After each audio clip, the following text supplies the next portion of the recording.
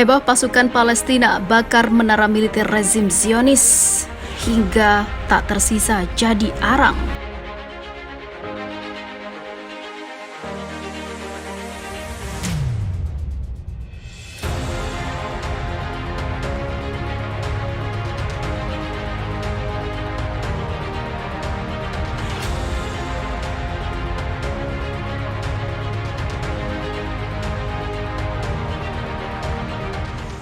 Para pasukan Palestina membakar menara militer rezim Zionis di daerah Al-Halil.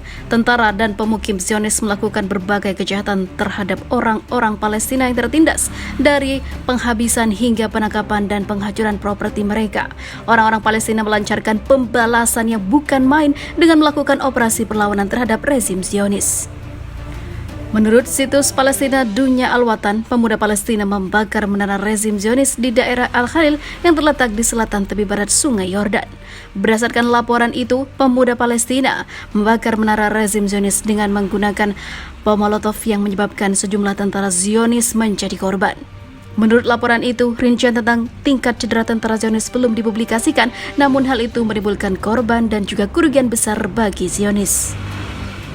Aksi perlawanan para pemuda Palestina terhadap militer Zionis telah meningkat akhir-akhir ini di berbagai wilayah tepi barat selama beberapa bulan terakhir. Sebelumnya, kelompok perlawanan Palestina menanggapi kejahatan rezim Zionis baru-baru ini di tepi barat Sungai Yordan dengan mengatakan bahwa perlawanan menyeluruh adalah satu-satunya opsi menghadapi berlanjutnya kejahatan Israel yang tiada henti sejak puluhan tahun.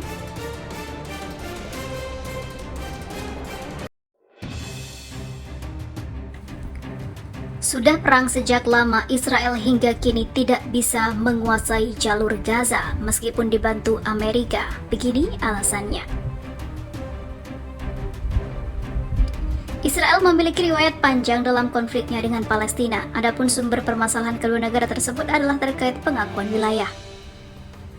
Hal itu semua bermula pada awal abad ke-20, kala itu orang-orang Yahudi melarikan diri dari penganiayaan di Eropa dan ingin mendirikan negara sendiri. Saat itu mereka memilih tempat yang ditempati orang Arab, Muslim Ottoman, dan kemudian berpindah ke Inggris.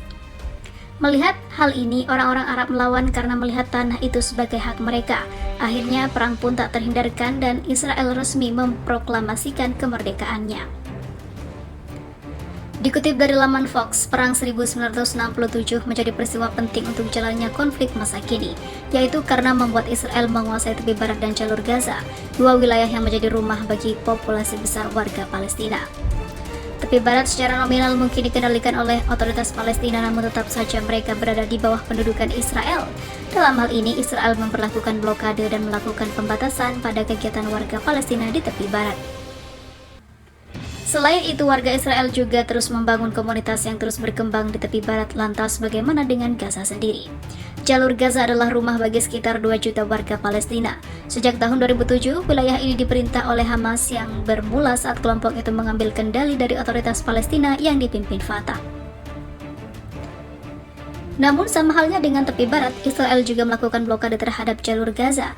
Artinya adalah Israel mengontrol perbatasannya dan membatasi siapapun yang bisa masuk dan keluar. Kehidupan warga Palestina yang tinggal di jalur Gaza cukup sulit. Israel mengontrol garis perbatasan dan semua pintu masuk dan juga keluar penyeberangan. Karena aksesnya sangat dibatasi, tidak banyak barang yang masuk atau keluar dari Gaza. Jadi dapat dipahami bahwa meskipun status Israel disebut tidak bisa menguasai jalur Gaza, namun mereka melakukan blokade yang membuatnya bisa mengontrol perbatasan wilayah tersebut. Maka dari itu warga Palestina tetap dan terus berjuang untuk kemerdekaan mereka.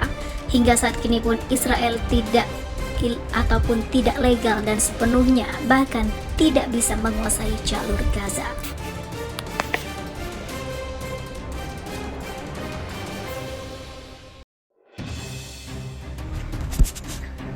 Mencekam, ketegangan meningkat di Yerusalem Timur, pemuda Palestina serbu pemukiman Yahudi. Ketegangan terus meningkat di seluruh wilayah Yerusalem Timur dalam beberapa hari terakhir ini. Para pemuda Palestina berjuang menyerbu kawasan pemukiman Yahudi, sehingga bentrok dengan polisi Israel dimulai.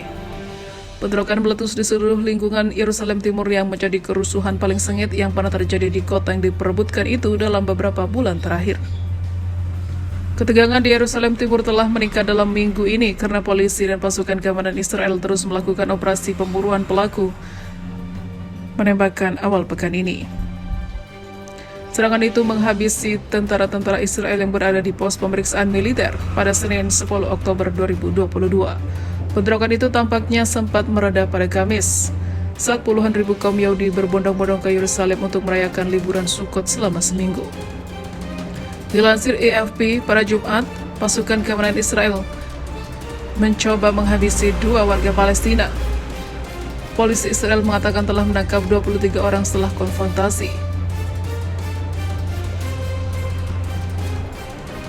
Sementara itu, polisi mengatakan dalam beberapa kasus, petugas menggunakan tembakan langsung terhadap para pengunjuk rasa, tetapi tidak ada laporan langsung tentang cedera itu.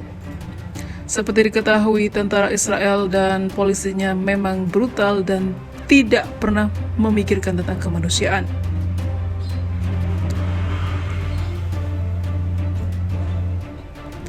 Seperti diketahui, polisi awalnya menutup pintu masuk dan keluar di lingkungan itu. Tetapi sejak dibuka kembali, petugas menghentikan setiap mobil yang masuk dan keluar kota, memicu kemacetan lalu lintas dan mengganggu rutinitas sehari-hari warga.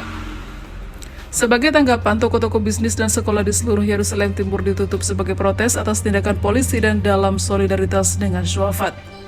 Meningkatnya kekerasan di kota itu terjadi di tengah meningkatnya ketegangan di tepi barat. Seperti diketahui, militer Israel terus melakukan serangan sejak musim semi dalam apa yang dikatakan sebagai upaya untuk membongkar jaringan militan dan menggagalkan serangan di masa depan. Militer Israel semakin ketakutan karena dikabarkan Palestina memang semakin kuat dan melakukan serangan-serangan tidak terduga. Di sisi lain, Israel diketahui merebut Yerusalem Timur dalam Perang Timur Tengah pada tahun 1967 bersama dengan tepi barat dan jalur Gaza, kemudian mencaplok bagian kota itu. Israel menganggap seluruh kota sebagai ibu kota abadi dan tak terbagi. Orang-orang Palestina mencari wilayah-wilayah itu untuk negara merdeka dan mereka harapkan dengan siap timur Yerusalem sebagai ibu kota masa depan mereka.